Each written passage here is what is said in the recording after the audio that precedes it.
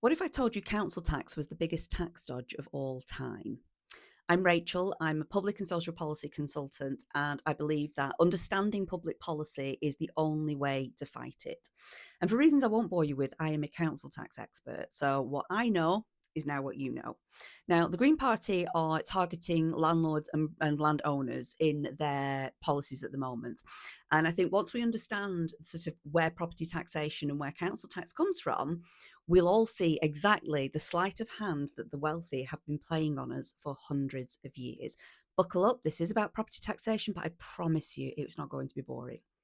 Now, let's go back to pre 1600 when the wealthy landowners, lords of the land, were responsible because it was in their own best interests to help the peasants on their land to be kind of disease free, if you will, and so they didn't starve completely, basically, so they wouldn't revolt against the lord of the land, and so that the crown would have a healthy enough population from which to draw an army, an armed force, should they need it. As towns and villages started to emerge, the upkeep of the poor started to become a little bit more expensive than the lords of the land were willing to pay.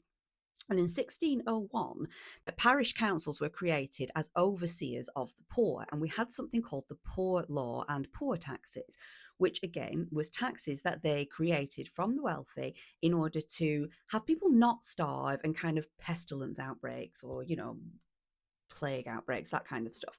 Again, because it was in their best interest, we do not want the peasants to revolt, and we want to have a healthy enough population from which to draw an army. Now, as those villages and towns turned into towns and cities, and we fast forward a couple of hundred years to the Industrial Revolution, the wealthy landowners have now become capitalists and industrialists, and they're still responsible kind of for keeping the poor or the working classes in a healthy enough condition from which to draw an army and a workforce. But the cost of these, let's call them social services, was starting to become more and more expensive. And so in the 1900s, we started to think, what if not everybody was paying these land taxes? And it wasn't just the landowners, but it was homeowners as well. And from the 1900s, when we started to kind of buy property, not land, property. So you could buy leasehold, not freehold. And you could buy a house, but the renters of the houses that didn't own them, so homeowners had to pay local taxes, but the renters weren't paying. And those who were paying, the wealthy and the emerging middle classes from the 1900s, they didn't like that.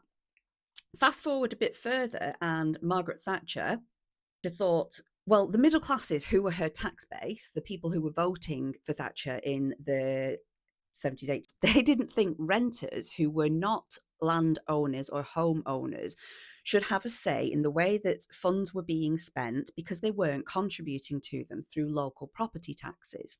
And so we got the community charge or the poll tax. Now, the poll tax was something that collapsed massively for a couple of reasons. And we rioted against this. So once upon a time, as a country, we absolutely knew and we were clued into things like property taxation.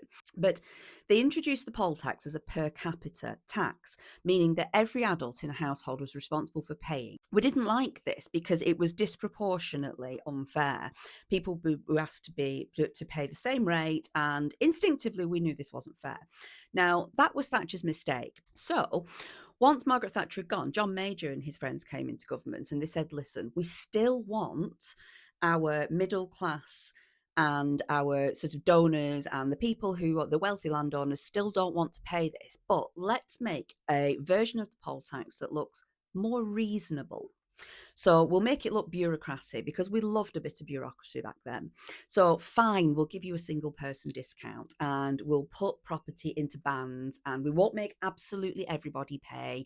Like we'll have reasonable sounding exemptions like nurses or students or apprentices or carers. And so we've got a raft of discounts and exemptions now in council tax that were designed really to make the system appear much fairer than the poll tax was. So we've gone in with the poll tax and said, this is absolutely dreadful. Everybody hated it. So we've kind of fixed it, but really they didn't, because the whole point of this was to shift the responsibility of funding the poor, remember the peasants on the land, the working class and the industrialists, and now just like ordinary people, we're shifting the responsibility of funding social care and education, which once was the responsibility of the lord of the land and now is becoming the responsibility of homeowners. Fast forward to council tax, and it becomes the responsibility of renters themselves. So at every stage, responsibility for paying for social care and education has been pushed down and down and down to the lowest possible level so that wealthy landowners didn't have to fund services for the poor. Council tax is the final boss of this journey, whereby we now fund our own social care and our own education and public health through local taxation, through local domestic property taxation for these reasons. Now, since then, council tax has done untold damage, but that's subjects for other council tax rants. But the more you know, we need better policy. There are reasons why we go after landlords and wealthy landowners, and there are reasons why they ought to be funding services and not the idle or incompetent poor, which is how the renters of the day were described in the poor laws. The more you know, join the Greens. We need better policy.